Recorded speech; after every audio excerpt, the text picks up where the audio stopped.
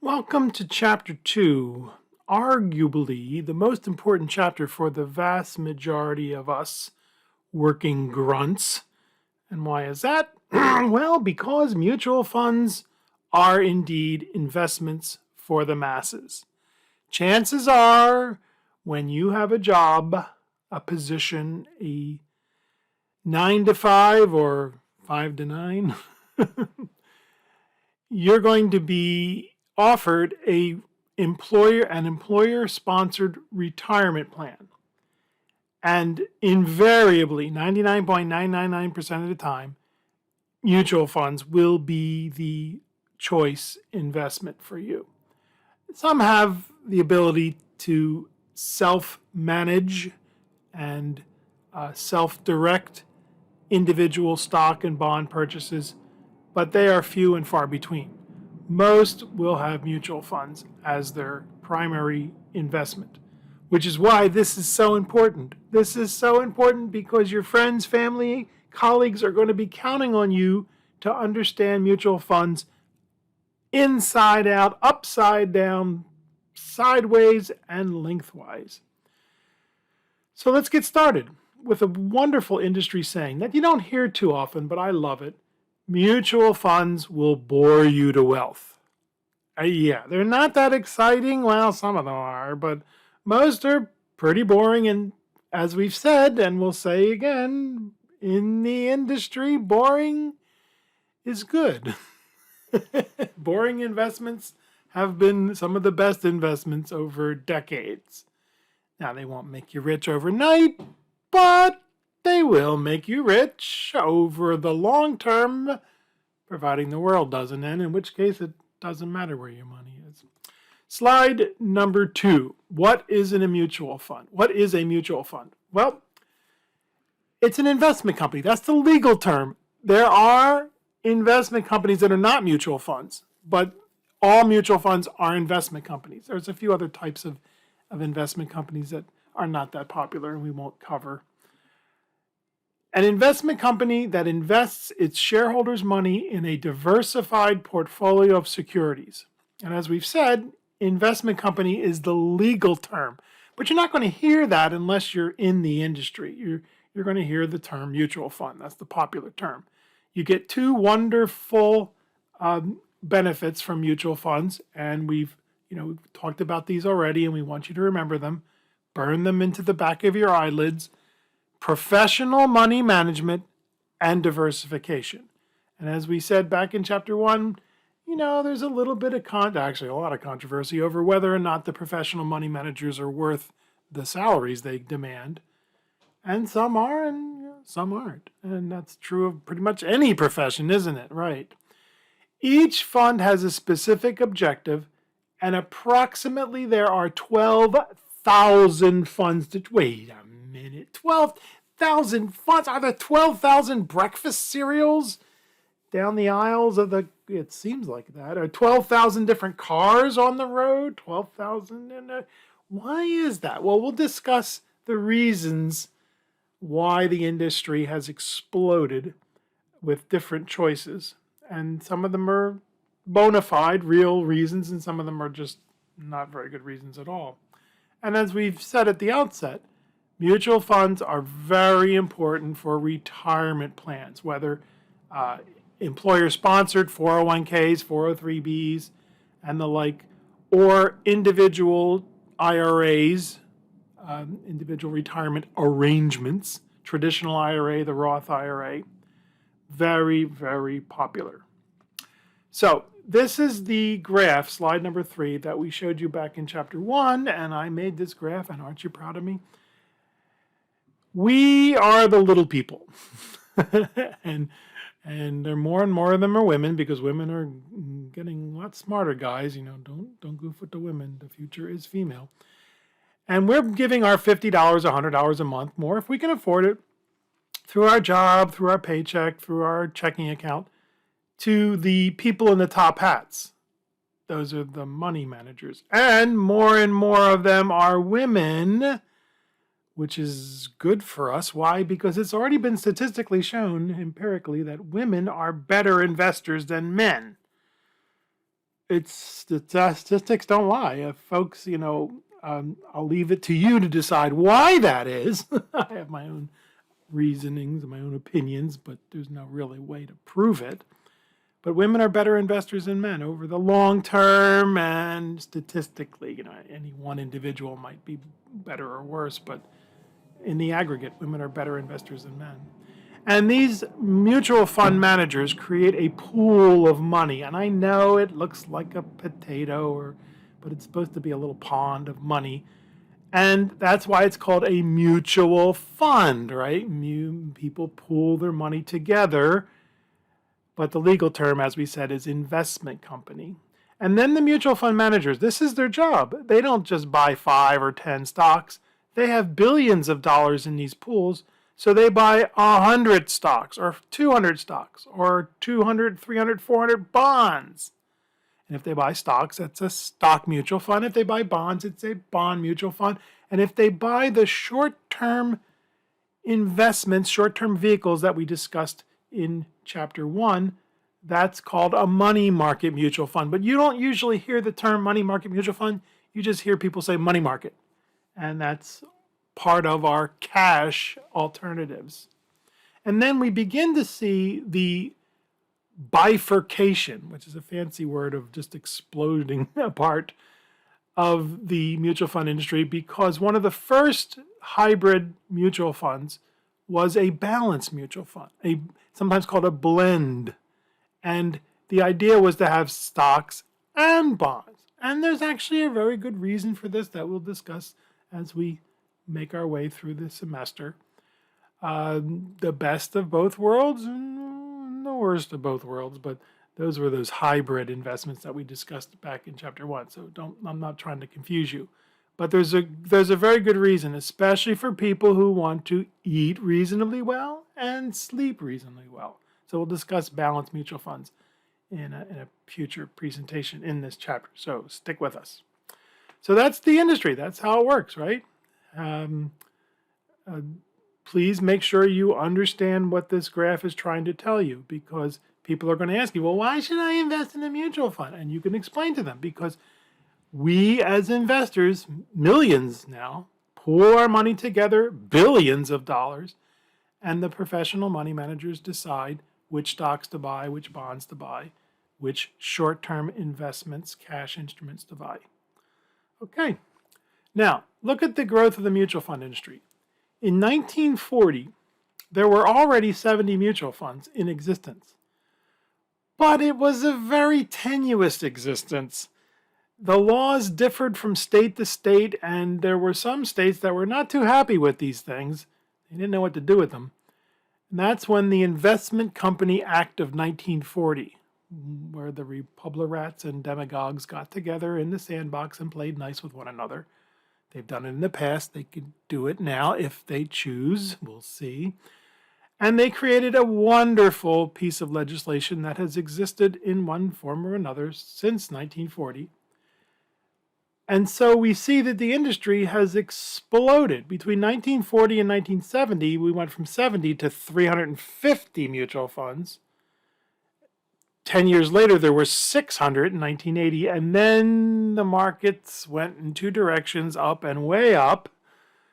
And in 1990, there were 2,000 mutual funds. 10 years later, there were 9,000. And now, as of December 2020, there were a little under 12,000. The data doesn't come out until May from the Investment Company Institute, their trade organization. So we'll see that probably there hasn't been a whole lot of new funds. There's been a whole lot of new, what are called ETFs. We'll discuss ETFs in a bit. But otherwise, it's 12,000 is enough, folks. It's enough. But you can see that the industry has been very, very growth-oriented for several decades. In 1980, before the major explosion, there were 5 million Americans owning funds, and they only held 3% of their household financial assets. As of December 2020, there were 106 million Americans in almost 91 million households owning mutual funds. Almost half of all U.S. households were mutual fund holders. And why is that? Because of the retirement plans that virtually everyone is offered at their place of work. And as of 2020, now I'm sure of 2021, the numbers are going to be even higher because 2021 was a good year for stocks, not so great for bonds, but almost $30 trillion. That's a phenomenal number. It's so hard to put your for $1 billion is very difficult for us individuals to fathom. $30 trillion. Mutual funds are now the nation's largest financial intermediary, which means they hold somebody else's money, followed by banks in second place and life insurance companies, sometimes called the invisible bankers, in third place. And again, if you are so inclined, if statistics are your kind of thing, the mother lode is the ICI.org website. Investment Company Institute is the nonprofit trade group that is sponsored by the mutual fund industry, the investment companies. And they have tons of data for those of you who are so inclined. So here we see the assets of the mutual fund industry. This is getting a little long in the tooth, so we're going to have to do something with this. But we can see from 2007, we've doubled, over doubled the amount of money that's been in the mutual fund industry. You can see what happened in 2008. The industry took a large hit. Now the stock market went down 50%, folks, but we don't see the mutual fund industry going down 50%. Well, why is that? Because bonds, right? There's a lot of mutual funds that are dedicated to bonds, and they went down, but nowhere near as bad as the stock market. And then there's also those money market mutual funds. I don't know, I think it's $3 or $4 trillion. And so they didn't go down at all. They don't go down. They don't go up very much, but they don't go down. But then we see the industry coming back, and then the last few years have been just, spectacular. 2018 was a little bit of a dip at the end of 2018. Some of you don't remember that, but Christmas Eve was a bad day in 2018. But we bounced back, and now we're up to probably over 30 trillion when the data comes out in May.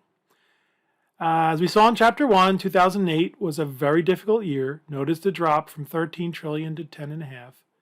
And they said there's a small drop, but 2019, 2020 were good years, and 2021 was a great year, assuming 2020 was a good year, assuming you didn't panic and sell during the COVID-19 hit. And some people did.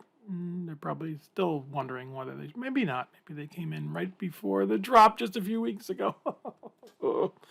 So what are the advantages of mutual funds? Pool diversification. Remember that word, diversification. Diversification is a good thing. There will be some folks you'll come across who are not real big fans of diversification. They believe in concentration. And you know what? We wish them a lot of luck, but history has showed us that can work in our great, if things all working are great, and if things aren't working so well, it can really hurt us, which is why we like diversification. The process where investors buy into a diversified portfolio of securities for the collective benefit of the individual investors. This variety provides some safety that is difficult for an individual investor to obtain on their own. So diversification is a good thing. Don't put all your eggs in one basket. And then we get professional management, professional money managers, portfolio counselors, mutual fund managers. They go by various names. But these people are paid very well, folks. They're supposed to know what they're doing.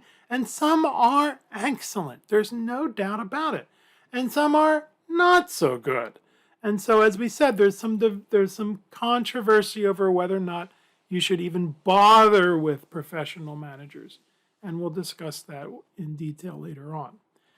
And a very cool thing about mutual funds is you don't need a lot of money. $25, $50 a month to get started.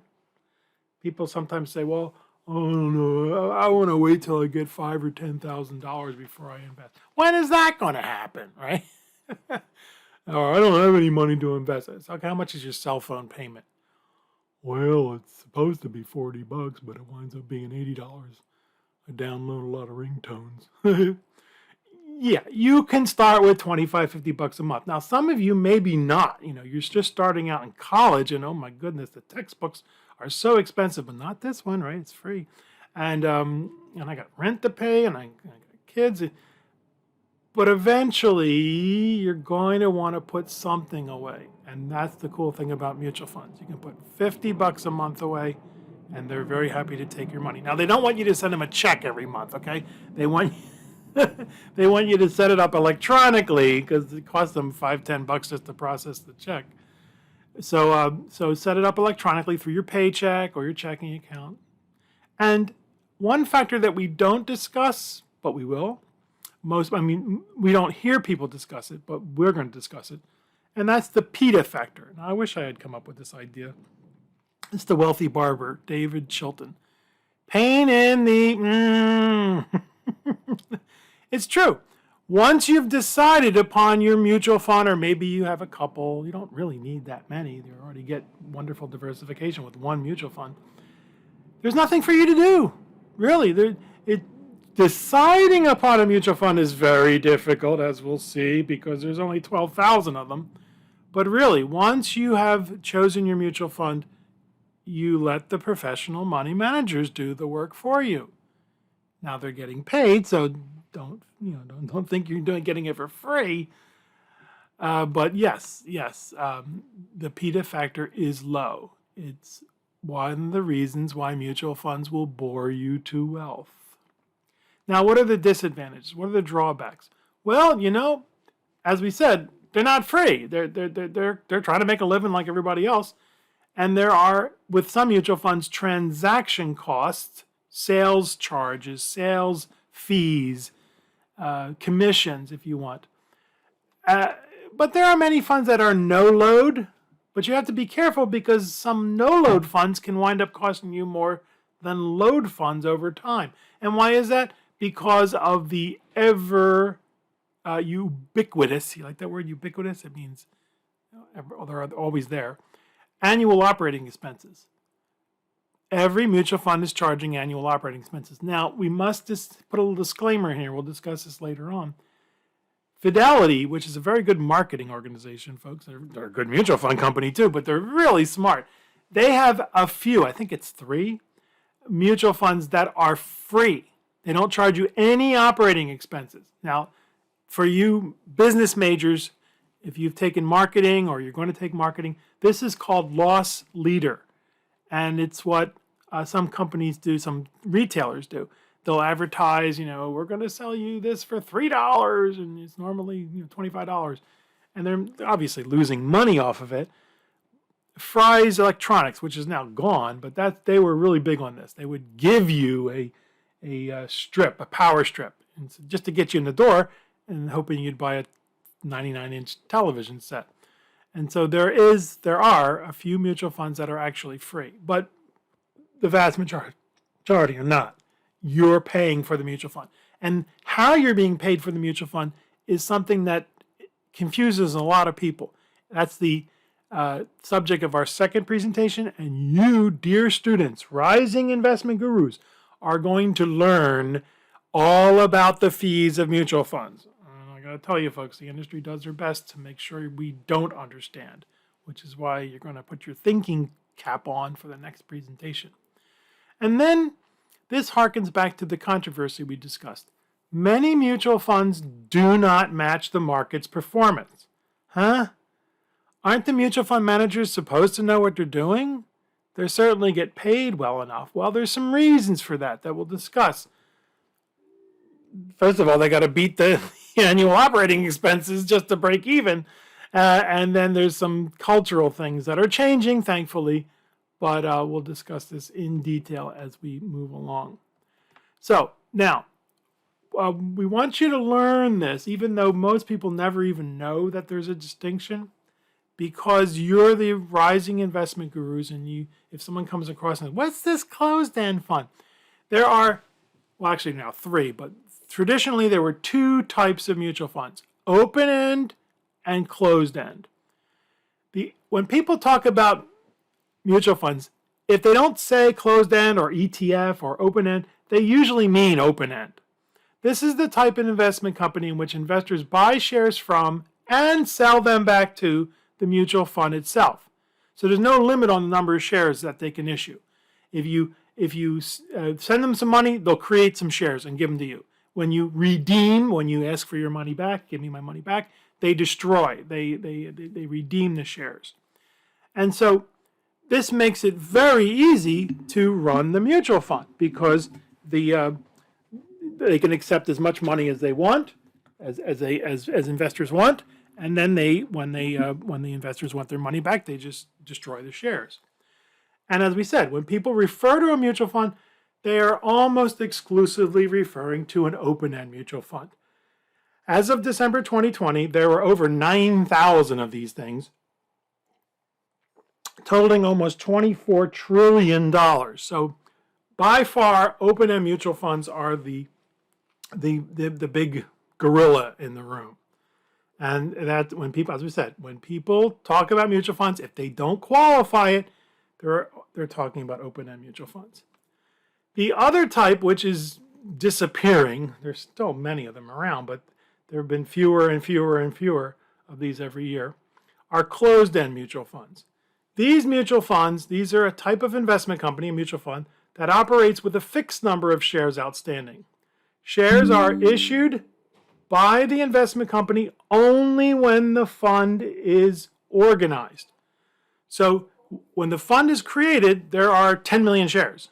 Okay, whatever, or they decide how many shares there are. And then after all the original shares are sold to investors, you need to go buy them from another investor. And that's done just similar to stocks through a brokerage firm. You incur brokerage commissions. Closed-end mutual funds are not as popular with individual investors as open-end investment companies. At the end of 2020, there were only 494 of these, holding only $279 billion. You see, the open-end was 9,024 trillion, and here's a little under 500, and this is both numbers, and $279 billion as opposed to $24 trillion. And both years, in recent years, both numbers have been steadily shrinking. And it doesn't mean that there aren't good closed-end mutual funds. They're just not that popular. They're just not that popular, and they're becoming less and less popular as the years go on. Now, every closed-end and open-end mutual fund has to calculate the net asset value every business day. So what is that, the net asset value? It's a fancy term for what the darn thing's worth. At the end of the business day, New York 4 o'clock time, every closed-end, every open-end mutual fund has to add up the value of the securities, the stocks, the bonds, whatever, the short-term investments, and then subtract any liabilities. Well, this is usually, somebody took some money out or they have to pay the rent or whatever. That's usually a small number. And then you divide by the number of shares. Open-end mutual funds are sold at net asset value every day. So throughout the day, the price is what it was the day before. And some funds, as we said, add a sales charge, a sales load, a sales commission. Since closed-end mutual funds are bought and sold on the open market, like a stock or a bond, their price usually either reflects a premium or discount to the net asset value. Usually a discount. It's not much. It might be 25 cents. The mutual fund company says, hey, it's worth $25, and it's selling for $24.80. They are very rarely priced at the net asset value because that you have that supply and demand issue going on. Doesn't happen with open-end mutual funds. The open-end mutual fund, there's only one buyer and there's only one seller, and that's the mutual fund itself. So you go to the mutual fund and you buy shares, and then you sell them back to You sell them back to the mutual fund. Basically, you purchase shares, they're created. You redeem shares, they're destroyed. Closed-end, no, they go to another investor. So it's whatever the other investor is going to pay you. And as we said, it's sometimes a discount, sometimes it's a premium. So there's a little bit of a supply and demand going on with closed-end. Not a big deal, not something to worry about. So here's the formula. We don't ask you to do any calculations, so don't worry about it.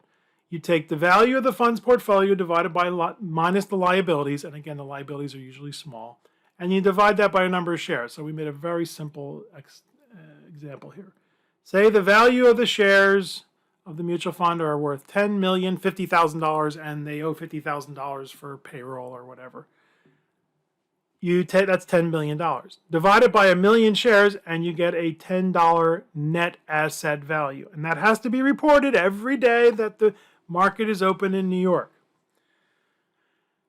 If the fund has a sales commission, and this is only on open-end mutual funds, then they add that sales commission. They call it the offering price. So say it had a 5% sales commission.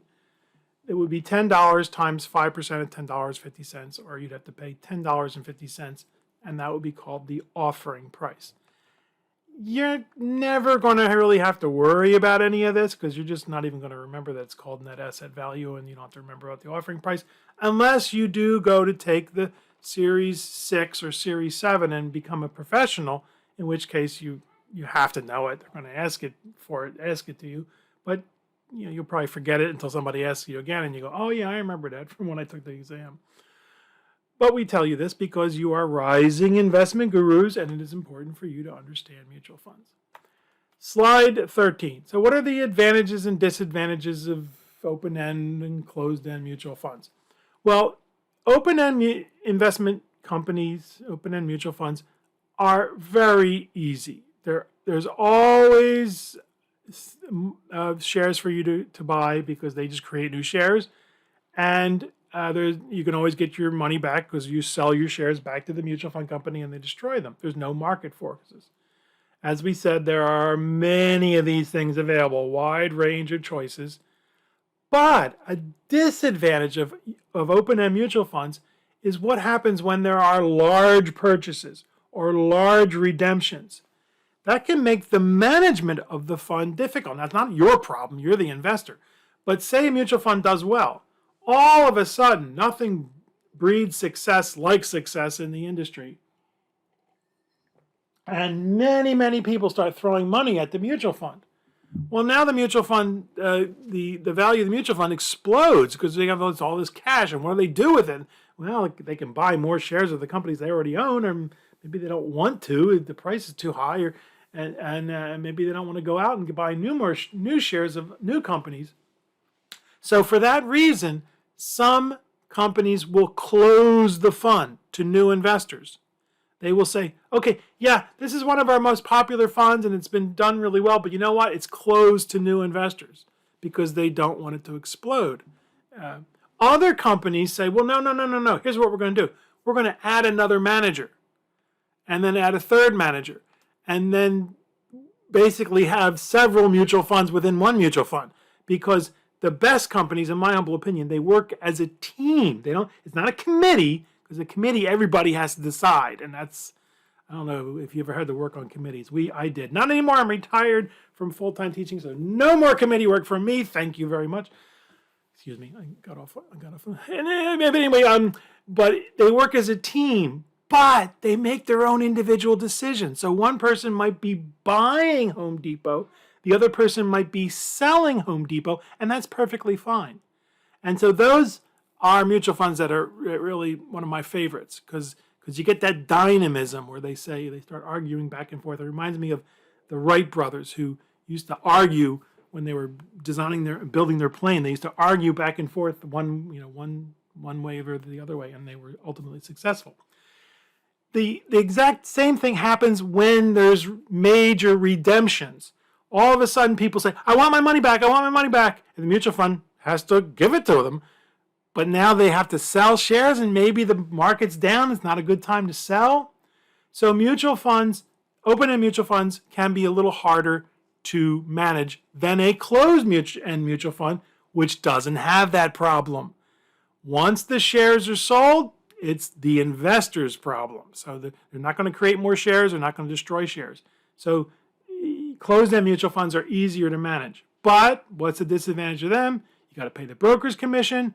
You buy them and sell them on the marketplace. So there's that premium or a discount to the net asset value.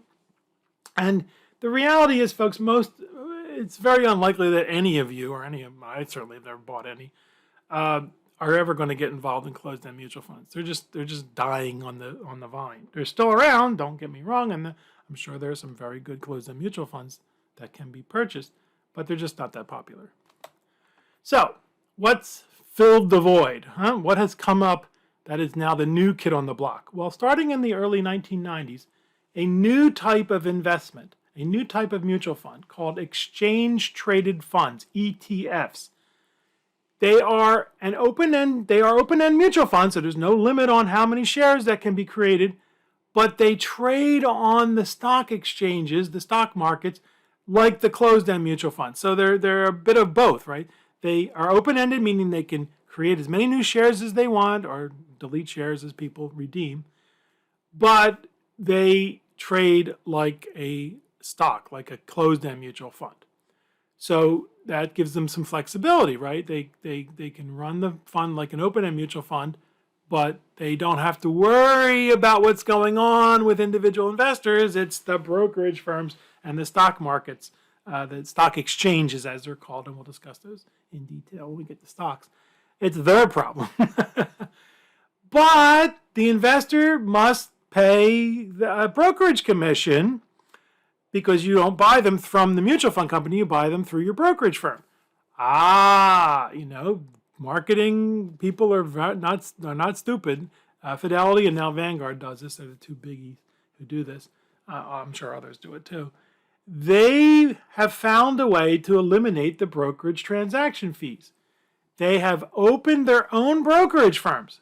And if you purchase their ETFs through their brokerage firm, they waive, W-A-I-V-E, the commission. Very smart marketing. So you see, you open up a brokerage firm with Fidelity. Now, it's not Fidelity Mutual Fund Company. It's just separate companies, but they are the same Fidelity. It's called Fidelity Brokerage Services.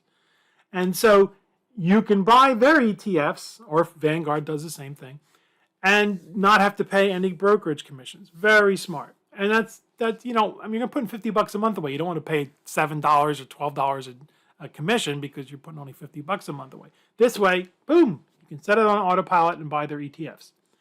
And by the way, those mutual funds that we mentioned that are free, they're ETFs. Vanguard has, I think, 3 ETFs, exchange-traded funds, that are free, no annual operating expense. And we're going to discuss those in detail in our next presentation because you, dear students, have to know how you're being charged and how your friends and family and colleagues are being charged, because then you're going to look like a genius.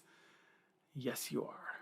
Slide number 15. So here's the growth of the ETFs. We want to show you that ETFs are growing like weeds. They are just exploding.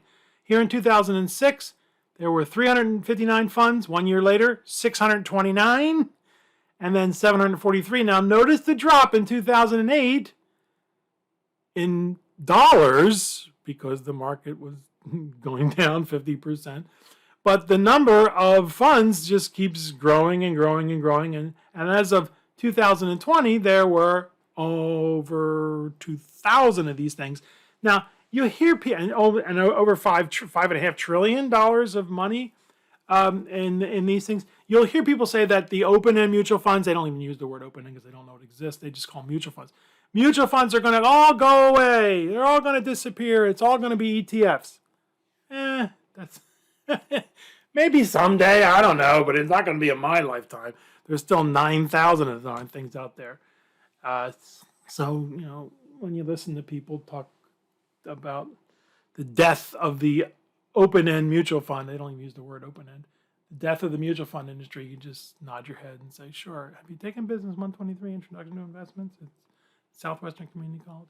Anyway, but we do know that ETFs are growing substantially vis-a-vis their counterparts, open-end and closed-end mutual funds. Okay, so here a little bit of moving over to a different subject, and that's the regulation. How are mutual funds regulated? Well, they are highly regulated, folks.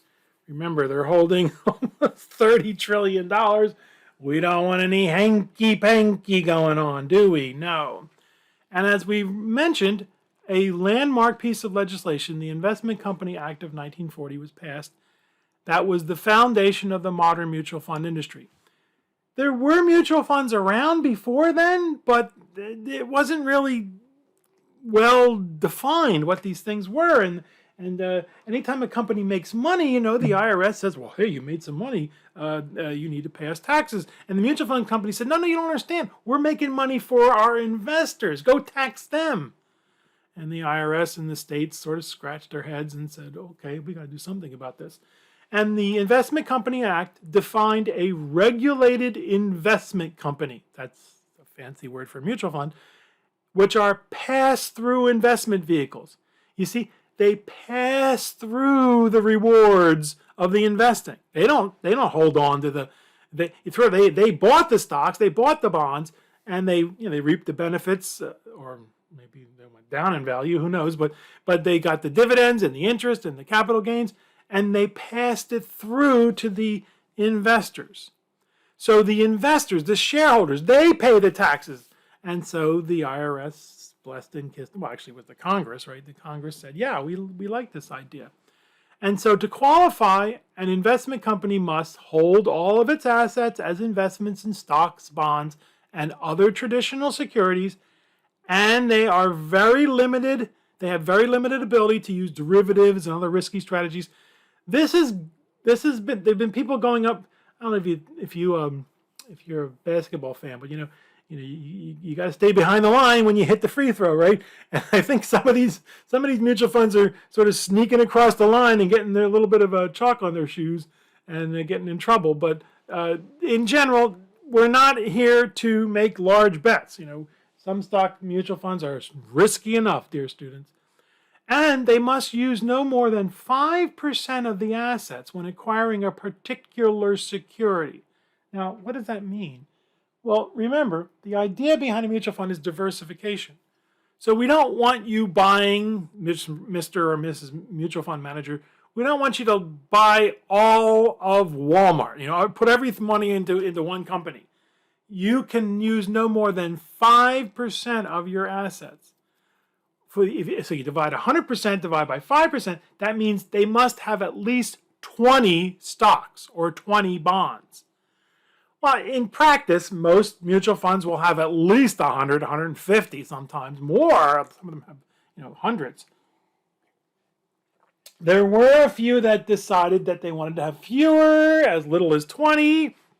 Didn't work out so well. Diversification is a good thing. And they must create an organization with what are called checks and balances. And if you remember your civics classes, you know that that's supposedly the system that our government uses, where one group doesn't have so much power over the other groups. The balance of power, and it hasn't been working out too well lately. But it's worked out pretty well in the mutual fund industry. Here is a graph that shows how a mutual fund is organized. Because a mutual fund is not one company. It's actually a series of companies. And so we have the shareholders at the bottom. We're the base of the pyramid. And then between us and the mutual fund entity is a board of directors, are individuals who oversee the fund's activity. Now, you might not be able to read this. It's going to be on the next couple of slides. But especially if you're looking at this on your phone or other small screen, including approval of the contract with the management company, the most important group of the people who make the decisions, and other service providers whose contracts usually represent the majority of fees paid for by the fund shareholders. In other words, the board of directors are your representatives, you, the shareholder. And they're supposed to be independent, and usually they are. There have been accusations of some boards of directors basically being rubber stamps. And of course that happens everywhere, but the most individuals take their responsibilities seriously. Most. And now the mutual fund itself is actually made up of several different entities. The most important one being the people in the top hats, the investment advisor, the management company. These are the individuals who manage the fund's portfolio according to the objectives described in the fund's objectives. They're the ones making the decisions. But they don't do anything else. That's it, folks. They don't hold on to the money. They don't hold on to the securities. The custodian does that. You see? The idea is, sure, you decide to buy 100,000 shares of Apple, but you don't get to hold on to them. The custodian does. And there are companies that just do this. That's their job. They're usually banks or trust companies. And there are other companies that just do this. They're not even a bank or a trust company. They're custodians. The distributor is the marketing organization. They're the ones who sell the shares directly to the public through the other firm. And then the transfer agent processes those shares, processes the orders to buy and redeem fund shares. The independent public accountants, of course, they're going to audit the system. They're going to say, oh, look, you said you had 100,000 shares of Apple. Where are they? And they go to the custodian and say, oh, here they are. Okay, they're at this brokerage firm or whatever. So the idea is to make sure that there's no one entity that's calling the shots and can do a Bernie Madoff and run off with your money, right? And so the next couple of slides are just what we just described in more detail in written form. The mutual fund is a corporation run by the board of directors. The board of directors are the shareholders' representatives. The investment advisor, they're the people in the top hats, the portfolio managers, sometimes called star managers, and then the research analysts, they focus on specific industries. The custodian holds the securities. The distributor is the marketing arm, marketing agent that distributes the shares to the public or through brokerage firms. Transfer agent keeps track of purchases and redemption requests from shareholders. And then the public accounting firm makes sure that everything is done on the up and up. Why the large diversification of tasks and companies? Well, mutual funds are highly regulated in order to protect shareholders' investment from fraud and collapse. How often have you heard of a scandal in a mutual fund company? Oh, well, in 2003, never. Well, wait a minute, Piano. Did you just say mutual fund scandals? You want me to invest in an industry that's plagued with scandal? Well, yes, as a matter of fact, I do. Since 1940, the mutual fund industry has been regulated and escaped any hint of impropriety. You like that word, impropriety? It means hanky-panky, trucos, travesuras. In 2003, some practices that were not quite illegal but obviously unethical were uncovered. It was only a handful of people, folks. Strong Funds, Bank of America, Janus, Putnam, Alliance, 2 people. Alliance is a very good company, folks. They've been around for decades. Alliance, 2 people were doing this. And the company almost disappeared because of 2 people. Now, the vast majority of companies never engage in any shenanigans. And what are we talking about? I don't want to get into the details because it's pretty nitty and nitpicky, but think about it, folks. If you could steal 0.0001 cent from somebody, would you bother doing it? But if you could steal 0.0001 cent from 1 million people, you see, that's the thing that they were doing. They were shaving off little pieces of money from a lot of people. And one gentleman, his name was Richard Strong. He built the Strong Funds from scratch. He was worth, I forget, 800 million or 600 million or whatever, $600 million at the time of doing this. And I think he made either 60,000 or 80,000 or maybe 800,000. What to you and me is a lot of money, but to somebody who's worth 600 million, it was pocket change. And he was doing this. And why? And he when he got caught, it wasn't illegal what they were doing. It was not illegal. And I don't know if I should describe it because it might just confuse you. But let's try it. It's a down day in New York. Market closes down 2%. At 4 o'clock, the mutual funds have to add up all the securities prices and then, come up with a net asset value. Well, you know that in a few hours after the market closes at 4 o'clock in New York, it's going to open up in Japan. So you sell your Japanese fund that day, wait for the Japan market to fall the next day and buy it back the next day. You see, it's not illegal, but mutual funds are long-term investments. They're not meant to be trading vehicles. That's what's going on with ETFs. They're becoming trading vehicles. And so they weren't doing anything illegal, but a lot of companies just said, if you try to do that, no, we're not going to let you do it. Forget it. Like Vanguard, American just said, no, you can't do that. You have to wait 60 days before you can buy it back, or 30 days. Or some companies like Oppenheimer, sure, you can buy it back, but we'll charge you 2% to buy it back, and we'll take that money and give it back to the other shareholders. So again, these things weren't illegal, but they were obviously unethical. And Mr. Strong, to his credit, just fessed up and said, I don't know what I was thinking. This was stupid. This was ridiculous. I let down all the people who've come to trust in me. And he was barred from the industry for life. Now, don't feel too badly for the guy. I mean, he's doing fine monetarily wise. But what's the most important thing? In my humble opinion, most important asset is your health and your good name. And he destroyed his good name. Cool? Okay. So, yeah, don't worry. Your mutual fund is safe. Now, it doesn't mean it's not going to fall in value, but I'm just saying it's, it's well regulated. Unlike cryptocurrencies and NFTs and all those things. Okay. Sorry about that. Gratuitous slap. We'll get to kleptocurrencies later on in the semester. So go back, study this, make sure you know it, because next presentation, oh my goodness, we are going to, as we said, learn how mutual funds are charging their investors. It's not a pretty sight, but you, as rising investment gurus, need to know this. So come prepared, dear students, come prepared. See you in our next presentation on mutual fund fees.